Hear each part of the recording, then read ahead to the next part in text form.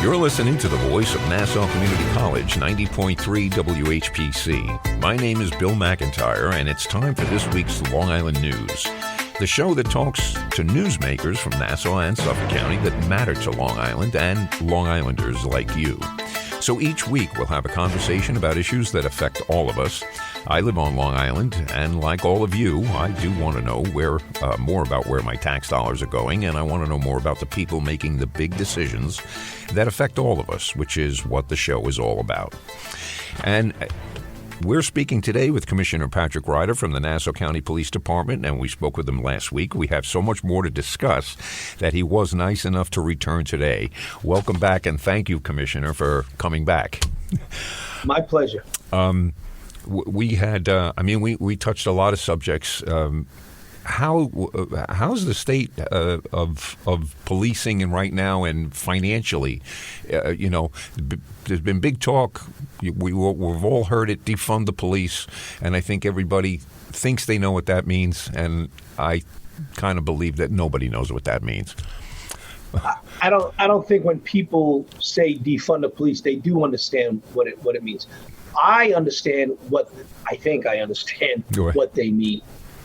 They're saying, hey, if some of the problems we have is mental health, take police money and put it into mental health. If you say you have no other money, take some of that police money and put it into mental health, or take some of the money that you need for recovery and substance abuse and take it from the police and put it into mental health. That doesn't work.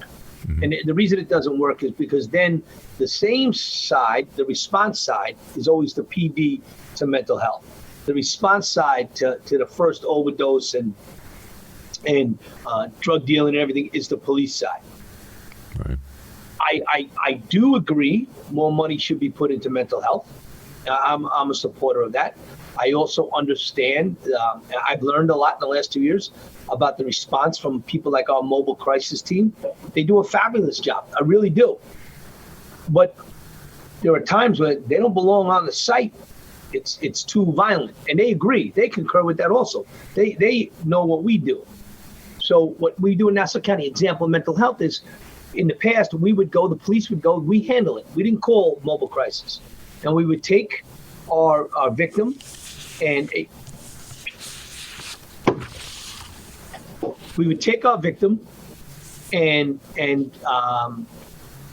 them right to the hospital. We very rarely took them to jail, but in other places around in the country, they take them to jail. Mm-hmm. That doesn't help the person going to jail. They got a mental health crisis. That doesn't even help the person sometimes to just go to the hospital all the time. This is what we've learned. So once we've controlled the environment and there is no crime committed, and I don't mean menacing the cop. We look at that as a mental health. It's not a crime against the cop. It's just somebody that's off the medication. But what we do is we call mobile crisis to the scene then, and they evaluate. And sometimes they'll say, take them to the hospital. Sometimes they'll say, I got this. I know Bill. Bill's a frequent flyer in my world. He takes medication. He's off his meds. We got him. We're good officers. Thank you very much. There's no violence here. We'll take care of the rest. And they do a great job with it. And then there's always the category where they go directly there. So now you take away funding from the police. Now the police are not trained to go handle the initial interaction. We are in Nassau County. We are able to go handle that initial interaction. In other places around the country, they're not. So now you end up with a man that's naked in the middle of the street with a handcuffed with a spit rag over his head, and pick him up, get him in the car, and get him to the hospital. No matter what's happened, don't leave him out there. Right. Cover him up, put a sheet on him, get him some. It's being respectful to that person. Yeah. Is there a way? Is there a way that people can register? My concern is when I feel bad for the cops that respond to something like that. They don't know. They have no clue. And It's a nuance to be able to tell the difference between somebody who's willfully resisting the law and someone who has a mental deficiency that's making them act strange. So we got two great programs here in Nassau County. The first one's called REACH, Return Every Adult and Child Home, REACH. The second one is Smart 911. I'll tell you Reach first. Reach, you can pre-register your loved one that's suffering from a cognitive disorder. Mental, whether they're dementia, Alzheimer's, a Down syndrome child, a child that suffers from is autistic, pre-register them with us. And then when we go and find somebody, and we can look to see if they're in our Reach program, we give them a wristband, we give them an ID card, we give them, a lanyard, a couple of things that we can help to identify them. Getting them registered. One, if they go missing, we can get the picture and everything out to everybody in seconds, right? And two, because remember, if you go missing now and you're not in that program, you hand me a picture. How am I getting that picture to my 2,500 cops? Yeah. How am I getting it to New York City and Suffolk County, onto the MTA, onto the trains? Well, it's in my system already. I push a button and I push it out. So Reach is a great program. The other side of it is Smart 911. When you call 911 because your loved one suffers from some cognitive issue and is medicated and he's not taking his medicine, we already have you in the Smart 911 system. So you told me that my father, Bill, when he's on his medication, he's good. But when he's off, he becomes violent. And we have a problem at the house. You call 911, that whole profile pops up on the screen. And now we know who Bill is. And they tell the police officers, you're responding to 123 Sycamore Street for a mental aid call. Be advised, possible subject is Bill. Bill in the past is off his medication. Bill has spoken to a member of Mobile Crisis in the past, and they've been able to bring him, de-escalate that situation. Okay, headquarters, notify Mobile Crisis. We need him to respond. So now Mobile Crisis is coming. The police department's coming. And when we get out of the car and I go, hey, buddy, do me a favor. Put the knife down. Hey, Bill, it's Pat. You remember me from the last time? I wasn't there, but I know that you're Bill and I know there's a knife and I got a one-on-one name with you. He knows my name. Right. How do you know my name? Bill, it's me. We did everything's, let's put that down. Let's talk. Right. That's how my cops are trained to handle it. And getting in one of those programs, Reach or Smart 911, you can go onto the Nassau County Police Department website and get registered. We will then be able to, again, understand the community you police that community better. Yeah, that's great. There seems to be an uptick, and again, anecdotal evidence, I'm not sure, but there seems to be an uptick in the amount of autistic students and people who are residing in Nassau County. And I don't know if it's just because they're becoming more visible as those things become more mainstream, I guess, people, doing benefits and, stuff like that for autism, because that's it's got to be a scary situation for a cop to come upon that. And I'm supposed to assess this situation with, I have two pieces of evidence, maybe. I got a guy standing in the street and he's yelling at me. That's the only things I know. And so we got a great, in our academy, the Autistic Society comes in and actually lectures our cops about autism and the signs, what to do, what to look for, and everything else. And on the other side, we use them to help us educate the public about registering into the Reach program. Right. But I have a kid on my block that's autistic who I am now his guardian. I took over his controls because deaths in the family, drug use, and everything else, and I went to the courts to take care of him. So I have a real good understanding about what autism and Asperger's and the difference and the violence and nonviolence, how to communicate. But our cops have that same knowledge now, and it's a great thing when we're dealing with that. But getting them pre-registered really helps us, helps yourself too. Yeah. I was not aware that they could do that. So now listening audience knows too. The Reach program and Smart 911, you can register family members who, by no fault of their own, find themselves in a situation like that. They wander away from home. And at least you give the police department a heads up on what may be going on there. Because, again, that's a toughie. By the way, I wanted to ask you, how is your cat bite? It went viral, huh? Yeah. It's good. So for the public out there, I was bitten by a kitten, trying to get it untangled from a net. It was by my neighbor's house. I was on my way into work. It stopped. I jumped out. The cat bit me. It was a feral cat. Ran into the back of the woods and took off. Problem is that I didn't realize when I got to work. I go like, look, he bit me. He got through my skin pretty good, and I was bleeding pretty good. So a couple of people at work said, "Hey, you really got to go get a tetanus shot."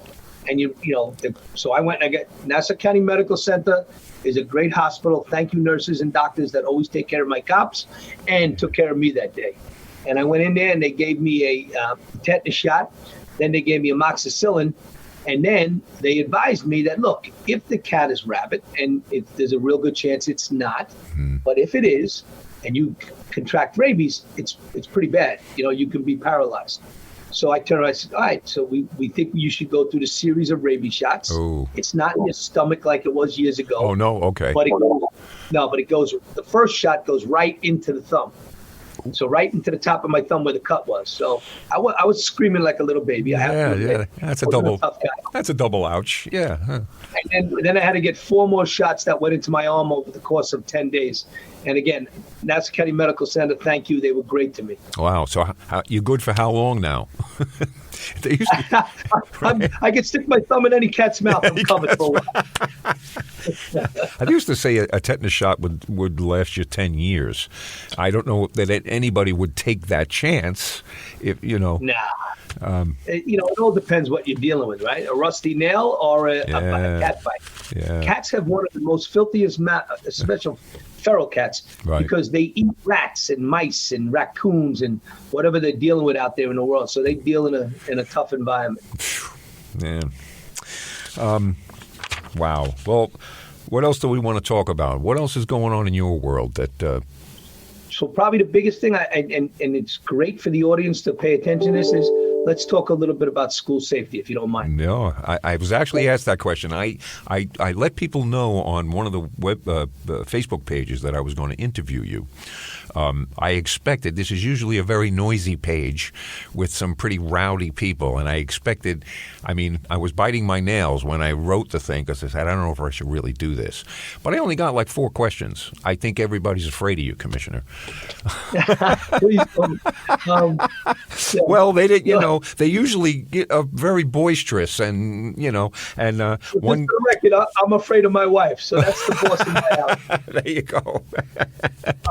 So school safety. Yeah. And we'll get that serious moment for now.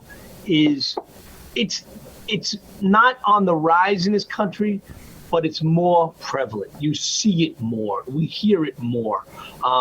The odds of a school shooting are like 1 in 800 million. But again, put that aside for a second. One child loses their life. That's a failure to us, right? We can't have it. So we look at every case and we study the cases. We're studying Uvalde, right? Colossal mistakes happen there. Yeah. The response and everything else. I don't like to criticize publicly other agencies. It doesn't benefit me. No, but you do have to assess. You do have to assess. Exactly. Yeah. Exactly. And we've assessed Uvalde. Here's what we do in Nassau County, and I'll give you a couple facts behind why we do what we do. In most active shooters are over in 2 to 3 minutes.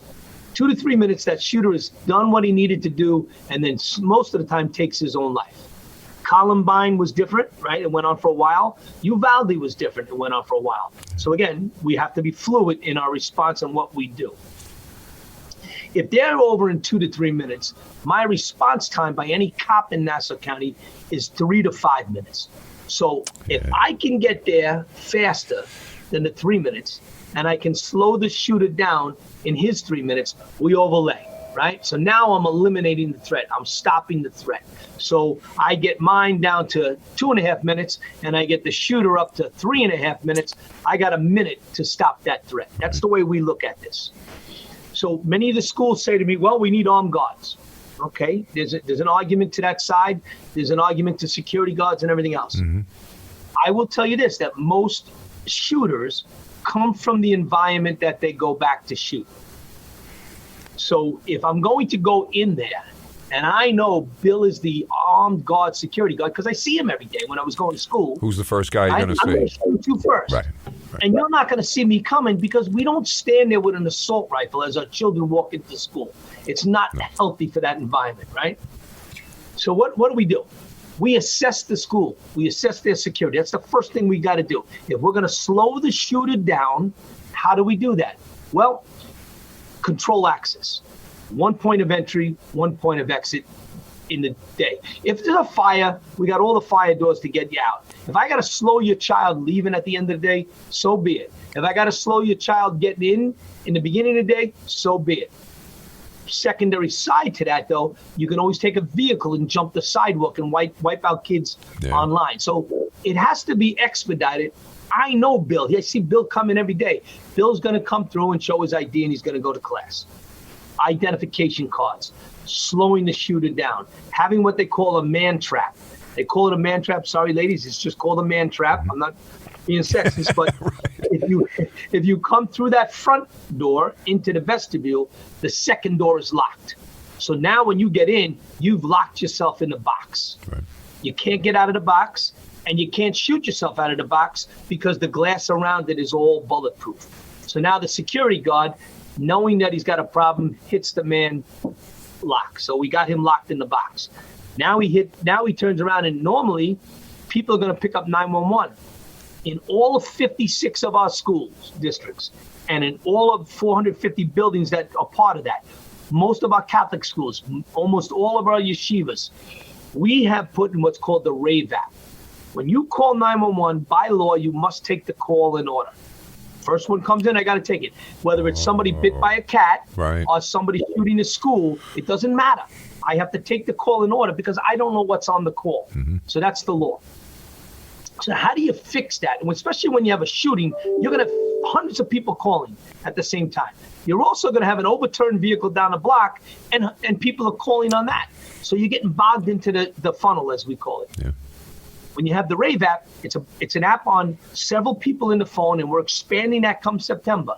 In that school, push the app, it bypasses the 911 system, goes right to the dispatch desk, and we're dispatching cops.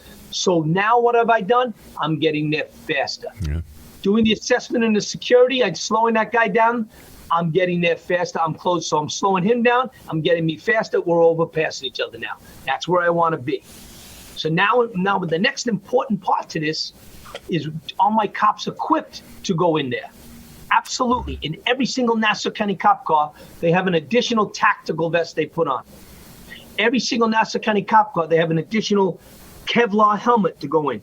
They didn't have that in Uvalde. So they slowed down, waiting for the guys to come with vests and shields and long guns. And we give them the ability of a tactical vest, a tactical helmet. We carry 40 calibers with extra clips on us. So we're prepared. But a school goes into a lockdown mode when this happens. Yeah. So if they go to a lockdown mode, what happens? The door's locked. How am I getting in? Mm-hmm. Every single car in Nassau County has breaching tools. So we get up, we hit the lock, we pop it, we're in.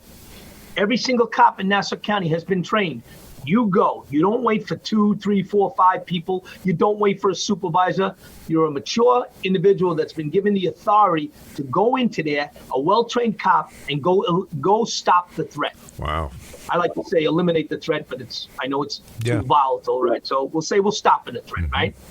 So we go stop the threat. We send them into the school.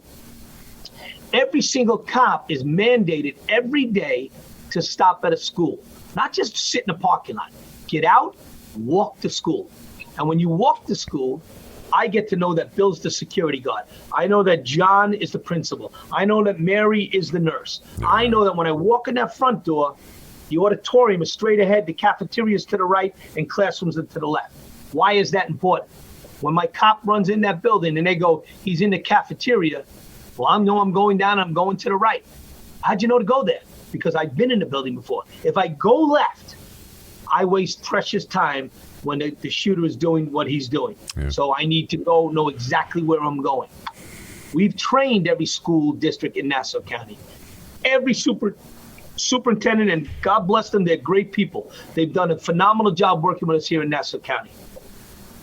We trained every one of our school districts, our superintendents, our principals about active shooter training. We've done the drills with the school. We go and visit the school and we practice the drills like you used to practice fire drills. They still do, but now we're going to practice lockout, lockdown drills. And I know that's a good thing, but when I hear that, it makes me sad. It really does, Well, if you remember in Uvalde, one of the girls was calling out. They go, call out so we know where you are. That was the worst thing you can do. What we do in Nassau County, we teach the schools to number the windows. So the kid, I don't know why the classroom 22 is, but I do know where window number 22 is because I just got to walk and count the numbers. I'm at 1, I'm going to go to the right, it's going to get me to 22, let's go. And 22 is where she is. And she can quietly say that over the phone or text it in our rave system and say classroom 22.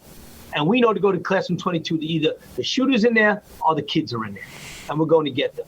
So what we've done in Nassau County, and we're coming out with a whole new program in August. We're going to sit with our superintendents. We've designed it already. We're just putting the final touches on it. I got to be better because I don't have an option to be wrong. I can't be wrong once. They can be wrong 1,000 times. I can't be wrong once. Yeah. So to protect our kids, the new program's rolling out. We're going to get it to our schools in August. Our cops are going to they're actually going through a new training process. Again, I thank my unions for working with me on this because they understand safety is what we do. And the PBA has given us the ability to pull some cops in and train them, which is very important. So we're working together for that process. We're also working with Nassau Community College. I've met with Jerry Cornball, and we're about bringing some training to the college. Working with your public safety, who do a great job over there. But again, we have to be prepared. We're working with Jerry Hart over at Hofstra College. We're working with our hospitals, John Sendek in Northwell, and over here at the NYU Langone. We don't have no specialties, no favorites. Right. We're working with everybody to make sure that they're prepared for these type of situations. Yeah, well, it's like they say, you only get one chance to do it right. That's a lot on the plate, but I think that listeners, if they're fathers and mothers who send their kids, I mean, it was bad enough in my day to see my little daughter try to get up on a school bus and realize how small she was the first day of school. I said, oh my God, they really are. They're just little peanuts. To be sending your kids off to school today, especially with all of this in the news, and the numbers were kind of, it was only the 150th day of the year or something, and we already had 200 school shootings. Or 200, they weren't necessarily schools, but what do they call it? A mass shooting is more 3 or more? I don't know. 3 or more is a mass shooting, right? 3 or more, okay.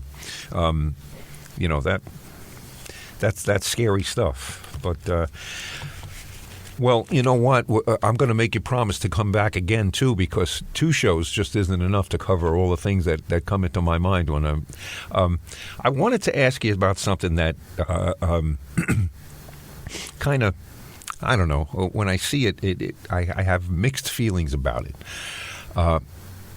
That police, well, I don't know that it's a police flag, but it's the blue line flag. I'm sure you've seen them. And initially I thought, well, that's a cool thing. The police department put it out. But then it got politicized. And I have very ambivalent feelings about seeing this. And it's kind of the same thing as I'm fine when I go to a public thing and I see one American flag. When I see 40, and maybe it's just when I grew up, it reminds me of I don't feel any more patriotic when I see 40 flags than when I see one. One is enough for me, And I was just curious how you feel about that blue flag. It starts with the American flag, right, and what that flag represents. It's one of the things that we teach our cops when they come in, the history of our country, the flag, the police department. So again, understanding the environment, right? If you're going to disrespect the American flag, you're definitely going to disrespect the blue line or the red line flag, right? For that matter. And now we have a first responder flag. Patriotism in this country is what made it so great, right? We our men and women that have sacrificed so much in our military for the rights that we have to do the protests that we can, to walk streets and take them over and peacefully protest. Yep. That's all because of the men and women that died defending that flag. Yeah. Now you have a blue line flag, and I've had this discussion numerous times. We hang one in the police academy, and our cops see that. The blue line flag is not a symbol of hate. The blue line flag is not a symbol of division. The blue line flag is simply this. It's a flag that represents the fallen. That's it. It's the American flag, which represents the sacrifices made by our men and women in the military. Mm-hmm. And now you put a blue line and says, hey, guys, let's also remember the men and women of law enforcement that have paid the ultimate sacrifice and have, families now that have, in Nassau County, there's 45. In New York City, there's hundreds of men and women that have paid that ultimate sacrifice. Yeah. So that's what it represents. It's a thing of bonding. Mm-hmm. And look, it's a symbol of us being united together for our fallen. We make a promise to never forget. We always go back and talk about the history of the men and women. We have memorials for our cops. Mm-hmm. And that's what that blue line does. And the red line represents the fallen firemen. People forget the number 343. A lot of people don't know what that number represents. That's how many firemen died in 9/11 when them towers came down. Yep. A sacrifice that nobody understands. When people run out, we run in. That's the first thing I thought of. People were running away and they were running toward it. Yeah. Well, that'll be the explanation when people, because people do ask me about it, and they're kind of ambivalent. They didn't, the way it's been displayed in the police academy. That's one thing, and that's within your brotherhood there. But out on the street, and again, it got politicized. And everything got politicized in the last 2 years. Everything, But at the same time, people, please, need to understand is that it's not a symbol of hate. It's not a symbol of us versus you. Mm-hmm. That's not what it is. Right. It's a symbol of respecting the men and women who paid the sacrifices in law enforcement. That's all that does. Took a spin from the American flag and brought it to the blue line flag. Right. Well, thanks for that explanation, and I can use that, and I'm glad you said it. The listeners got to hear that. Well, is there anything else, just because the clock on the wall is yelling at me again, is there anything else you want to say to a listening audience? Or? No, yes, I would like to say this, is that we have to find common ground. The law enforcement world is working hard for our communities to be united. It's working hard in all of our communities. It's working hard on a lot of issues like diversity in the police department. Not an easy thing to fix, and there's many reasons. We can have a whole 30-minute conversation on that to explain that process. But I want you to know, in Nassau County, and I know my partners, Keyshawn Sewell is a great commissioner in Suffolk County. Rodney Harrison's doing a great job out in Suffolk County. He's only been there for several months. And we, the police department, are not the enemies, right? The topics and individuals cause problems for all. And we're continuing to work with our communities, for our communities, all about it. We have respect. I tell every cop, don't think you get respect because you wear a uniform. You have to earn the respect. And I said, and the men and women that wore that uniform before you earned that respect. You go out there and act like a jerk, you're going to get treated like a jerk. Yeah. Go out there, be respectful to the community, and please, the community be respectful back. Then we can get to common ground and fix problems. But if we all start throwing rocks at each other, we never get nowhere. Amen. All right. Well, the clock on the wall says it's time for this week's Long Island News to move on out of here. We thank you for joining us, and remember to listen every Friday at 3 p.m. right here on the voice of Nassau Community College, 90.3 WHPC.